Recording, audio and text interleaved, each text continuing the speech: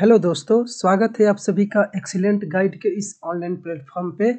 दोस्तों यहाँ हम SSC GD, SSC MTS, Agniveer, fireman और अन्य एक दिवसीय एग्जाम के लिए जीके जीएस को पढ़ेंगे। तो आप सभी लोग जुड़ जाइए और अपने दोस्तों के पास इस वीडियो को शेयर कर दीजिए ताकि वो भी इस वीडियो से पढ़ सकें। तो फिर आप आज की क्लास को शुरू करते हैं। तो प्रश्न संख्या 1 स्क्रीन पर आ चुका है। महावीर का मूल नाम क्या था? Option A Siddhartha, option B Gautam, option C Vardhaman और ऑप्शन डी है इनमें से कोई नहीं। तो यहाँ पे कौन सा होगा राइट आंसर? महावीर का मूल नाम क्या था दोस्तों, बताइए। प्रश्न संख्या 1 का सही उत्तर आपका ऑप्शन सी होगा, वर्धमान। वर्धमान इनका जन्म कुंडल ग्राम में हुआ था दोस्तों। कुंडल ग्राम में हुआ था, बिहार। इस बात को भी ध्यान रखिएगा। अगले प्रश्न को देखते हैं। प्रश्न संख्या 2, दिलवारा का जैन मंदिरों का निर्माण किसने करवाया था? ऑप्शन ए चोलों ने, ऑप्शन बी चंदेलों ने, ऑप्शन सी चालुक्यों ने और ऑप्शन डी है राष्ट्रकूटों ने। तो यहाँ पे कौन सा हो जाएगा राइट आंसर? दिलवारा के जैन मंदिरों का निर्माण किसने करवाया था, बताइए दोस्तों। तो ध्यान दीजिएगा, यहाँ पे आपका सही उत्तर ऑप्शन सी होगा, चालुक्यों ने। जो दिलवारा का जैन मंदिर था वो चालुक्यों ने बनवाया था। अगले प्रश्न को देखते हैं। प्रश्न संख्या 3, जियो और जीने दो किसने कहा? Option A Mahavir Swami, option B Gautam Buddha, option C Mahatma Gandhi और ऑप्शन डी है विनोबा भावे। तो यहाँ पे कौन सा हो जाएगा राइट आंसर?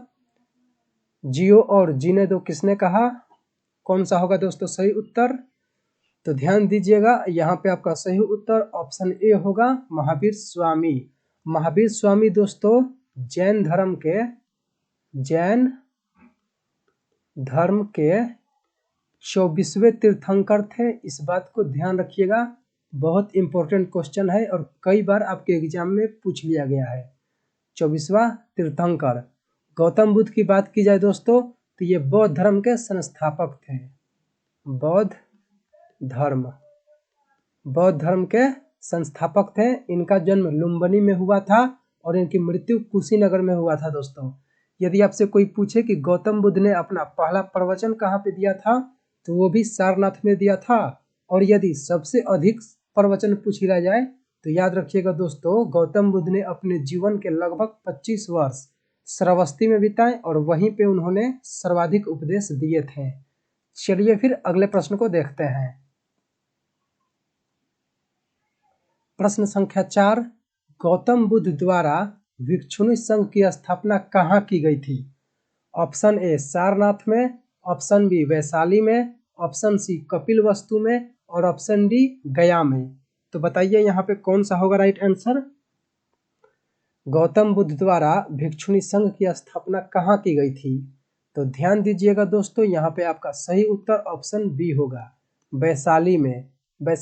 और एक बात और याद ध्यान रखिएगा, गौतम बुद्ध ने अंतिम वर्षा स्थान जो बिताया था वो वैशाली में ही बिताए थे। इस बात को भी ध्यान रखिएगा। यहाँ पे सारनाथ दिया है और मैं अभी ही बताया कि यहाँ पे उन्होंने प्रथम प्रवचन दिया था। प्रथम प्रवचन दिया था और गया में इनको ज्ञान की प्राप्ति हुई थी। ज्ञान की प्राप्ति ये भी इम्पोर्टेंट है, इस बात को ध्यान रखिएगा, ज्ञान की प्राप्ति गया में हुई थी। चलिए फिर अगले प्रश्न को देखते हैं। प्रश्न संख्या 5, बौद्ध धर्म ग्रहण करने वाली प्रथम महिला कौन थी? Option A Yashodhara, option B Mahamaya, option C Bimba और ऑप्शन डी महाप्रजापति गौतमी। तो बताइए यहाँ पे कौन सा होगा राइट आंसर? दोस्तों यदि आप इस चैनल पर नए हैं तो चैनल को सब्सक्राइब कर लीजिए और वीडियो पसंद आई हो तो लाइक कर दीजिए। यहाँ पे जो भी एग्जाम आपका होता है, जितने भी सरकारी एग्जाम होती है और पास में आती है, उन सब का यहाँ पे ऑब्जेक्टिव जो क्वेश्चन होते हैं एमसीक्यू तरह के, वो हमेशा प्रैक्टिस के लिए कराई जाती है। तो आपके एग्जाम के लिए सब महत्वपूर्ण होते हैं। बताइए यहाँ पे आप कौन सा हो जाएगा राइट आंसर? तो यहाँ पे दोस्तों ध्यान रखिएगा ऑप्शन डी होगा महाप्रजापति गौतमी। महाप्रजापति गौतमी ये प्रथम महिला थी जिन्होंने बौद्ध धर्म को ग्रहण की थी। चलिए फिर अगले प्रश्न को समझते हैं।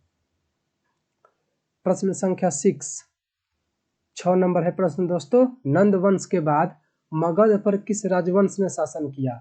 ऑप्शन ए मौर्य वंश, ऑप्शन सी शुंग वंश, ऑप्शन सी कुषाण वंश और ऑप्शन डी है गुप्त वंश।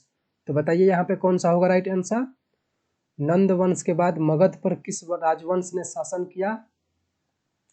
तो दोस्तों इसका सही उत्तर आपका ऑप्शन ए होगा मौर्य वंश। देखिए जो नंद वंश था इसका जो संस्थापक माना जाता है, संस्थापक, नंद वंश का संस्थापक आपसे पूछा जाए तो याद रखिएगा महापद्म नंद। महापद्म नंद, महापद्म नंद। और इसका जो अंतिम शासक था, अंतिम शासक पूछा जाए तो घनानंद याद रखिएगा, धनानंद याद रखिएगा। और मौर्य वंश के संस्थापक चंद्रगुप्त मौर्य थे, इस बात को भी ध्यान रखिएगा। चलिए फिर अगले प्रश्न को देखते हैं। प्रश्न संख्या 7 दोस्तों। कौटिल्य द्वारा लिखित अर्थशास्त्र कितने अधिकरणों में विभाजित है? Option A 11, option B 12, option C 15 और ऑप्शन डी 16। तो बताइए यहाँ पे कौन सा होगा राइट आंसर। कौटिल्य द्वारा लिखित अर्थशास्त्र कितने अधिकरणों में बांटा गया है? बताइए दोस्तों कौन सा होगा राइट आंसर। जी हाँ, यहाँ पे आपका राइट आंसर जो होगा ऑप्शन सी होगा 15। जो कौटिल्य द्वारा लिखित अर्थशास्त्र पुस्तक है वह 15 अधिकरणों में बटा है, इस बात को ध्यान रखिएगा। चलिए फिर अगले प्रश्न को देखते हैं। प्रश्न संख्या 8। फाह्यान किसके शासन में भारत आया था? ऑप्शन ए चंद्रगुप्त प्रथम, option B Ashoka, option C Harshavardhana और ऑप्शन डी चंद्रगुप्त द्वितीय। तो यहाँ पे कौन सा हो जाएगा राइट आंसर, बताइए दोस्तों। फाह्यान किसके शासन में भारत आया था? तो यहाँ पे आपका सही उत्तर ऑप्शन डी होगा चंद्रगुप्त द्वितीय। फाह्यान दोस्तों चीनी यात्री था और चंद्रगुप्त द्वितीय के दरबार में आया था। और यदि हर्षवर्धन के दरबार में कौन चीनी यात्री आया था तो ये भी याद रखिएगा ह्वेनसंग। ठीक है, क्लियर। ह्वेनसंग जो था वो हर्षवर्धन के दरबार में आया था और फाह्यान आप लोग जान लिया चंद्रगुप्त द्वितीय। चलिए फिर अगले प्रश्न को देखते हैं। प्रश्न संख्या 9। कुमार संभव के लेखक कौन हैं? कौन सा होगा यहाँ पे। ऑप्शन ए है Banabhatta, option B Kalidasa, option C Chandbardai और ऑप्शन डी हरिसेन। तो बताइए दोस्तों कौन सा होगा राइट आंसर। कुमार संभव के लेखक कौन हैं? तो ध्यान दीजिएगा दोस्तों, यहाँ पे आपका ऑप्शन बी जो होगा वो राइट हो जाएगा कालिदास। बाणभट्ट की दोस्तों प्रसिद्ध पुस्तक की बात की जाए तो याद रखिएगा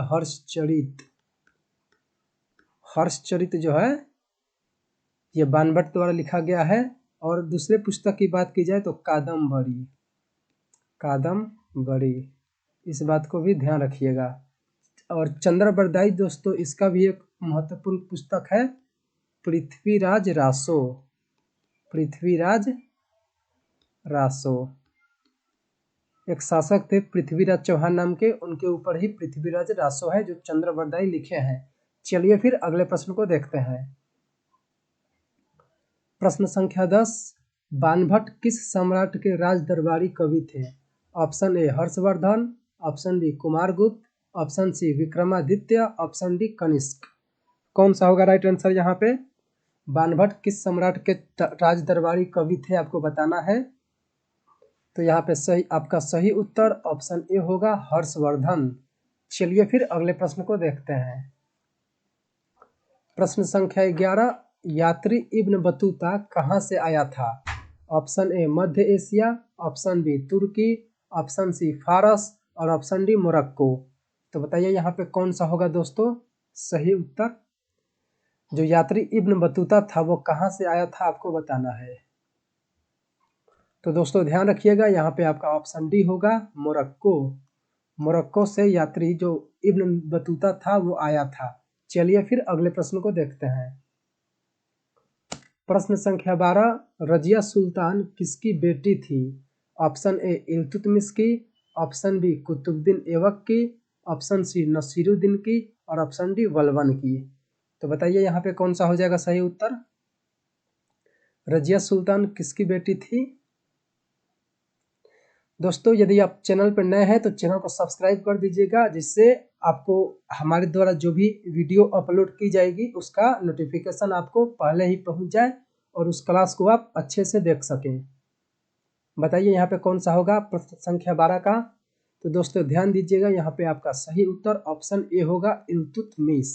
देखिए रजिया सुल्तान थी वो भारत की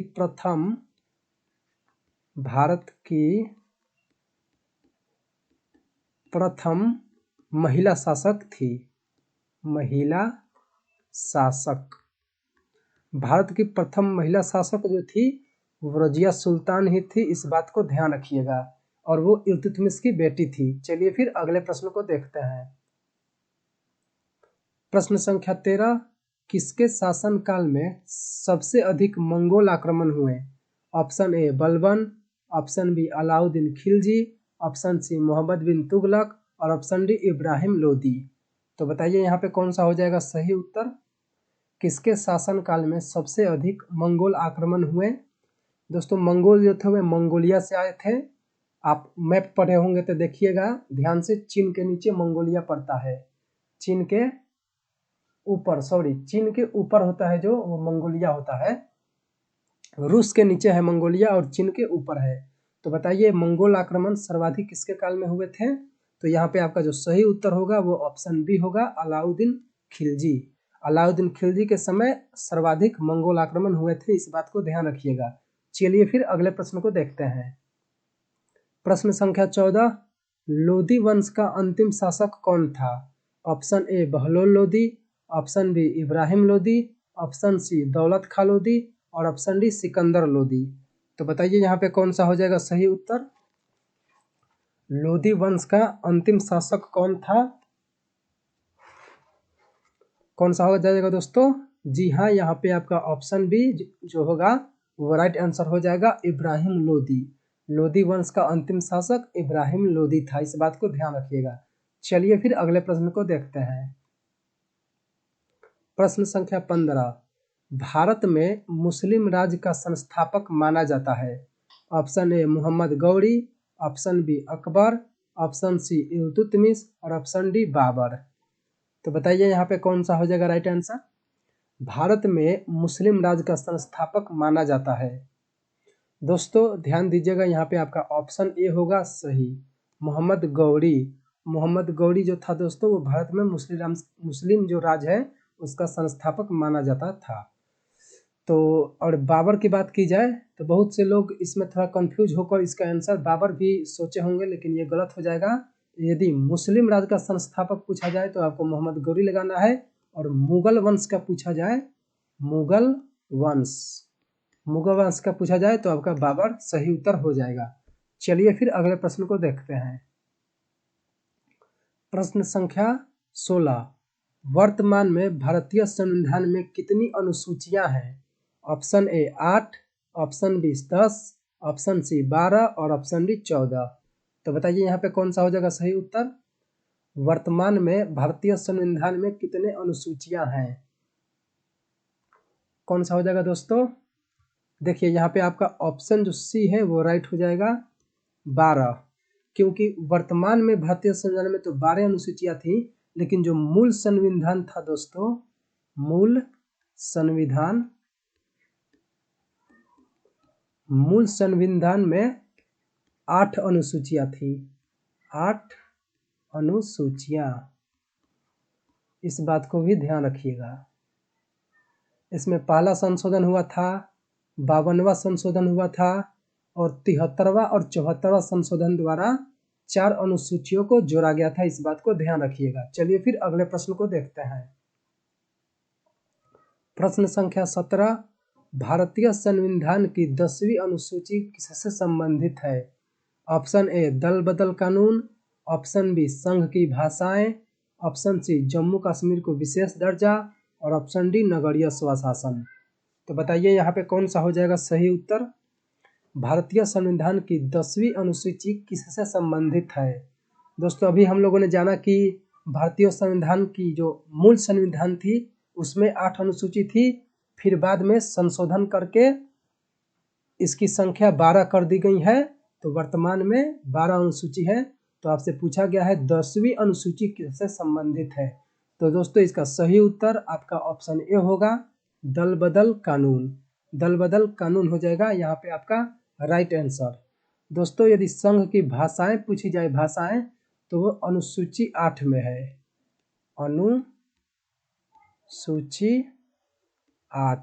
अनुसूची 8 में है संघ की भाषाएं। नगरीय स्वशासन दोस्तों 12 में है, 12 अनुसूची। इस प्रकार से ध्यान रखना है। हालांकि हम लोग अनुसूची के ऊपर एक अलग से टॉपिक पढ़ेंगे, जिससे में लगभग आपके 40-45 प्रश्न होंगे, जिसे हम लोग एक ही क्लास में ख़त्म कर देंगे। तो आप नए हैं तो चैनल को सब्सक्राइब कर दीजिएगा, वीडियो को लाइक कर दीजिएगा। चलिए फिर अगले प्रश्न को देखते हैं। प्रश्न संख्या 18, भारतीय संविधान में समवर्ती सूची की अवधारणा कहाँ से ली गई है। Option A Canada, option B Australia, option C America और ऑप्शन डी आयरलैंड। तो बताइए यहाँ पे कौन सा हो जाएगा सही उत्तर। भारतीय संविधान में जो समवर्ती सूची की अवधारणा है वो कहाँ से ली गई है। तो दोस्तों ध्यान रखिएगा, यहाँ पे आपका ऑप्शन बी होगा सही, ऑस्ट्रेलिया। ऑस्ट्रेलिया से समवर्ती सूची की अवधारणा ली गई है। साथ में और क्या लिया गया है दोस्तों, तो याद रखिएगा प्रस्तावना की भावना। प्रस्तावना की भावना और क्या ली गई है, ये तो 1 नंबर। 2 नंबर आप याद रखिएगा केंद्र और राज्य संबंध, केंद्र राज्य संबंध। तीसरी बात की जाए तो दोस्तों संयुक्त बैठकें, संयुक्त बैठकें। इस बात को ध्यान रखिएगा। और आपका ये तो हो गया समवर्ती सूची की अवधारणा ऑस्ट्रेलिया से ली गई है, यहाँ पे आपका ऑप्शन बी हो जाएगा करेक्ट। चलिए फिर अगले प्रश्न को देखते हैं। प्रश्न संख्या 19, भारतीय संविधान में मौलिक कर्तव्य का विचार लिया गया है। ऑप्शन ए अमेरिका से, ऑप्शन बी कनाडा से, ऑप्शन सी स्विट्जरलैंड से और ऑप्शन डी है पूर्व सोवियत संघ से। पूर्व सोवियत संघ मतलब रूस। तो बताइए कौन सा हो जाएगा यहाँ पे सही उत्तर। भारतीय संविधान में मौलिक कर्तव्य का विचार लिया गया है, कौन सा होगा दोस्तों। तो ध्यान दीजिएगा, यहाँ पे आपका सही उत्तर ऑप्शन डी होगा, पूर्व सोवियत संघ से, या फिर आपको रूस लिखा हुआ आएगा तो यहाँ पे रूस आपका करेक्ट हो जाएगा। रूस से और क्या ली गई है दोस्तों, तो देखिए जो पंचवर्षीय योजनाएं हमारी चली है भारत में, पंचवर्षीय योजनाएं, तो ये जो है रूस से ही ली गई है, रूस से ही ली गई है। और साथ में मौलिक कर्तव्य यहाँ ये भी जो है वो रूस से ही ली गई है। चलिए फिर अगले प्रश्न को देखते हैं। भारत में सरकार की संसदीय प्रणाली कहाँ से ग्रहण की गई है। ऑप्शन ए अमेरिका से, ऑप्शन बी ब्रिटेन से, ऑप्शन सी रूस से और ऑप्शन डी ऑस्ट्रेलिया से। तो यहाँ पे कौन सा हो जाएगा सही उत्तर। भारत में सरकार की संसदीय प्रणाली कहाँ से ग्रहण की गई है आपको बताना है, कौन सा हो जाएगा सही उत्तर। तो दोस्तों ध्यान दीजिएगा, यहाँ पे आपका ऑप्शन बी होगा करेक्ट, ब्रिटेन से। ब्रिटेन से और भी बहुत सी दोस्तों बातें ली गई है, जैसे संसदीय प्रणाली हो गई, संसद में कानून बनाने की प्रक्रिया, जो भी कलेक्टर के पद हैं, CAG जो आपका वो नियंत्रक एवं महालेखा परीक्षक होते हैं, और जो ब्यूरोक्रेसी होती है नौकरशाही, ये भी ब्रिटेन से ही ली गई है। राष्ट्रपति की स्थिति संवैधानिक, ये भी ब्रिटेन से ही ली गई है। और भी बहुत चीज़ है, तो इसके लिए हम जो संविधान का स्रोत टॉपिक है उसमें हम बहुत अच्छे से इसको क्लियर कर लेंगे। ये 3-4 दिन में आपको वो संविधान के स्रोत वाली वीडियो अपलोड कर दी जाएगी यूट्यूब पे, आप आराम से देख के कौन सी चीज कहाँ से ली गई थी संविधान बनाते समय, ये आपका एक ही दिन में क्लियर हो जाएगा। चलिए फिर अगले प्रश्न को देखते हैं। प्रश्न संख्या 21, निम्नलिखित में से कौन भारतीय राज्य व्यवस्था में सर्वोच्च है? ऑप्शन ए संसद, ऑप्शन बी धर्म, ऑप्शन सी संविधान और ऑप्शन डी सर्वोच्च न्यायालय। तो बताइए यहाँ पे कौन सा हो जाएगा सही उत्तर। कौन भारतीय राज्य व्यवस्था में सर्वोच्च है दोस्तों? तो ध्यान दीजिएगा यहाँ पे आपका ऑप्शन सी होगा संविधान। संविधान आपका सबसे ऊंचा होगा, इस बात को ध्यान रखिएगा। संविधान का निर्माण किसने किया था दोस्तों? तो डॉक्टर भीमराव अंबेडकर, इस बात को भी ध्यान रखिएगा। चलिए फिर अगले प्रश्न को देखते हैं। प्रश्न संख्या 22, यूरोप की सबसे लंबी नदी है? ऑप्शन ए राइन नदी, ऑप्शन बी रोन नदी, ऑप्शन सी डेन्यूब नदी और ऑप्शन डी वोल्गा नदी। तो बताइए यहाँ पे कौन सा हो जाएगा राइट आंसर। यूरोप की सबसे लंबी नदी, जो यूरोप महाद्वीप है दोस्तों, वहाँ की सबसे लंबी नदी आपको बताना है, कौन सा हो जाएगा। तो ध्यान दीजिएगा यहाँ पे आपका ऑप्शन डी जो है वोल्गा नदी, ये आपका राइट हो जाएगा। वोल्गा नदी अधिकांश जो है रूस में बहती है। चलिए फिर अगले प्रश्न को देखते हैं। प्रश्न संख्या 23, विश्व का सबसे व्यस्त व्यापारिक नदी है? ऑप्शन ए नील नदी, ऑप्शन सी मिसिसिपी नदी, ऑप्शन सी राइन नदी और ऑप्शन डी अमेजन नदी। तो बताइए कौन सा हो जाएगा सही उत्तर। विश्व की सबसे व्यस्त व्यापारिक नदी कौन हो जाएगी दोस्तों? हाँ बताइए कौन सा होगा सही उत्तर। तो ध्यान दीजिएगा यहाँ पे आपका ऑप्शन सी हो जाएगा राइन नदी। राइन नदी बिल्कुल करेक्ट है। चलिए फिर अगले प्रश्न को देखते हैं। प्रश्न संख्या 24, आसवान बांध निम्नलिखित में से किस नदी पर स्थित है? ऑप्शन ए नील नदी, ऑप्शन बी जायरे नदी, ऑप्शन सी लिम्पोपो नदी और ऑप्शन डी जैम्बेजी नदी। तो बताइए यहाँ पे कौन सा होगा सही उत्तर। जो आसवान बांध है वो किस नदी पर बनाया गया है, आपको बताना है कौन सा हो जाएगा सही उत्तर। जी हाँ दोस्तों, बिल्कुल यहाँ पे आपका ऑप्शन जो आसवान बांध है वो नील नदी पर है। ऑप्शन ए आपका बिल्कुल करेक्ट हो जाएगा। चलिए फिर अगले प्रश्न को देखते हैं। प्रश्न संख्या 25, लंदन शहर किस नदी के किनारे स्थित है?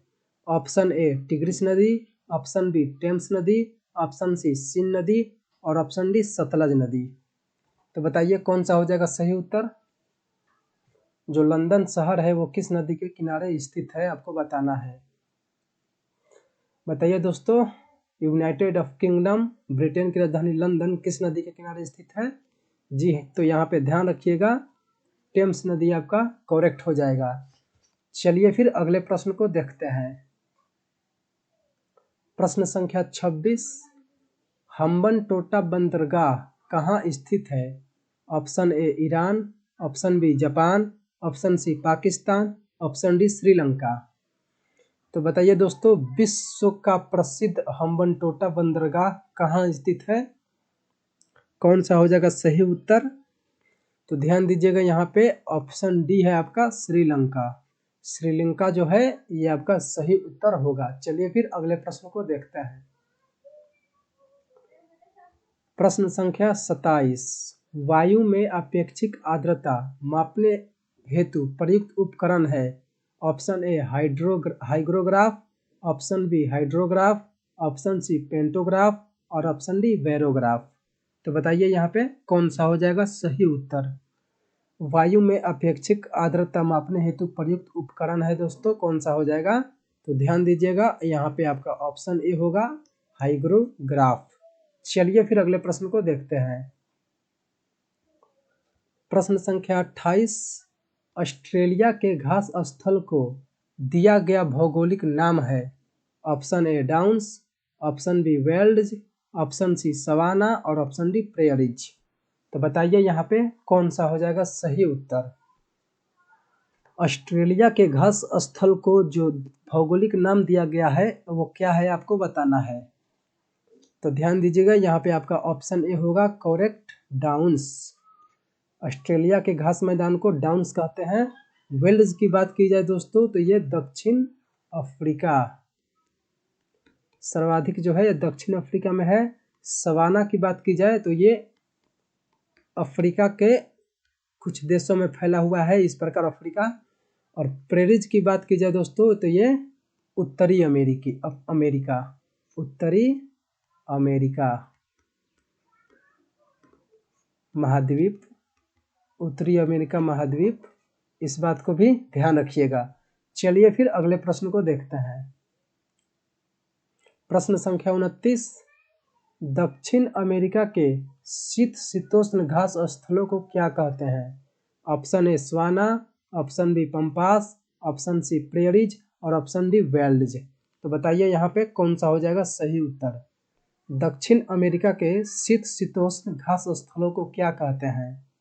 अभी हम लोगों ने जाना दोस्तों सवाना अफ्रीका में और वेल्ड्स दक्षिण अफ्रीका में, बचा प्रेरीज भी हम लोग जान ही लिया कि ये नॉर्थ अमेरिका जो अमेरिका देश है वहाँ पे अधिक है, और बाचा पंपास। तो ये आपका सही उत्तर जो होगा ऑप्शन बी होगा, पंपास। दक्षिण अमेरिका के शीतोष्ण घास स्थलों को पंपास कहते हैं। चलिए फिर अगले प्रश्न को देखते हैं। किस प्रदेश, प्रश्न संख्या 30 है आपका, किस प्रदेश में पूरे साल पूरे वर्ष वर्षा होती है? ऑप्शन ए भूमध्य सागरीय, ऑप्शन बी विषुवतीय, ऑप्शन सी उष्णकटिबंधीय, ऑप्शन डी शीतोष्ण। तो दोस्तों बताइए कौन सा हो जाएगा सही उत्तर। ये प्रश्न संख्या 30 और हम आज का हमारा अंतिम प्रश्न है, किस प्रदेश में पूरे साल वर्षा होती है, कौन सा हो जाएगा सही उत्तर। तो दोस्तों यहाँ पे आपका जो सही उत्तर होगा वो ऑप्शन बी होगा, विषुवतीय। इस प्रकार से हमारी पृथ्वी है दोस्तों गोल, इस प्रकार से। तो जो बीचों बीच रेखा गुजरती है उसे हम लोग भूमध्य रेखा बोलते हैं या विषुवत रेखा बोलते हैं, भूमध्य रेखा या विषुवत रेखा। तो इधर जो आसपास हमेशा यहाँ पे वर्षा होती रहती है, इस प्रकार से एकदम इसके पास पास में वर्षा होती रहती है दोस्तों, तो उसे ही विषुवतीय नाम दिया गया है। चलिए फिर आज की क्लास को यहीं पे समाप्त करते हैं दोस्तों। यदि आप इसका PDF लेना चाहते हैं तो हमारे टेलीग्राम को ज्वाइन कर लीजिए, और एक्सीलेंट गाइड के जो इंस्टाग्राम है वहाँ पे आपको डेली नॉलेज टेस्ट लिया जाता है, और अन्य करंट अफेयर जो होते हैं वो वहीं पे आपको अपलोड कर दी जाती है। तो ऐसा ही वीडियो देखने के लिए हमें आप सब्सक्राइब कर लीजिए, जिससे आपकी ऑब्जेक्टिव की अच्छी तैयारी हो जाएगी। तो आप सभी को जुड़ने के लिए धन्यवाद। मिलते हैं अगली क्लास में, तब तक के लिए धन्यवाद। जय हिंद।